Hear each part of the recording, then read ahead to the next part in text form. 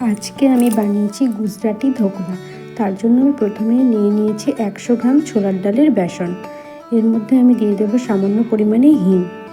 তারপর আমি এর মধ্যে দিয়ে দেবো লবণ, সামান্য পরিমাণে একটু চিনি,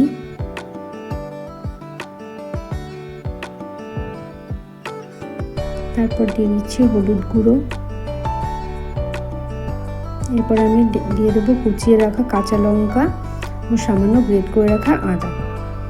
এটাকে আমি ভালো করে একটু মিশিয়ে নেব।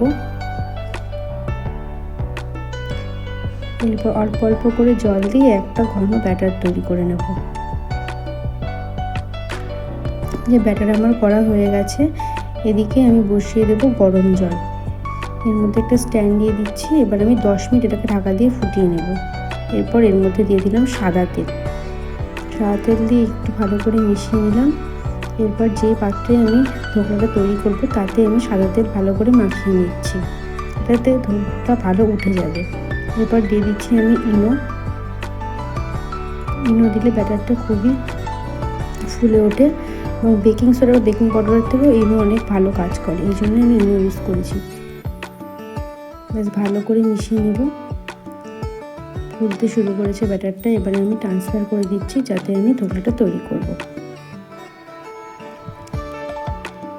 এবারে আমি ভালো করে চেপে দিচ্ছি যাতে এর ভেতরে কোনো ফাঁকা না থেকে যায়।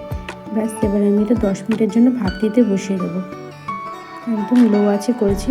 10 মিনিট হয়ে গেছে, খুব সুন্দর ভাপ দেওয়া হয়ে গেছে। এবার আমি একটা তড়কা তৈরি করে নিচ্ছি। তার জন্য দিয়ে দিলাম একটা বাটিতে সাদা তেল, তার মধ্যে দিয়ে দিলাম কিছুটা পরিমাণ সর্ষে। এরপর এর মধ্যে আমি দিয়ে দেবো কারি পাতা, একটু হালকা ভাজা ভাজা করে। আর এর মধ্যে দুটো লঙ্কা দিয়ে দিয়েছি, কাঁচা লঙ্কা চিড়ে। এবার এর মধ্যে আমি দিয়ে দেবো 1 কাপ পরিমাণে জল। এরপর দিয়ে দিচ্ছি চিনি, লবণ এবং ভালো করে মিশিয়ে নিচ্ছি। একটু ফুটিয়ে নিয়ে এটাকে নামিয়ে নেব। এদিকে ধোকলাটা আমি কেটে নিচ্ছি। খুব সুন্দর হয়ে গেছে। এবার ছুরি দিয়ে আমি পিস পিস করে নেব।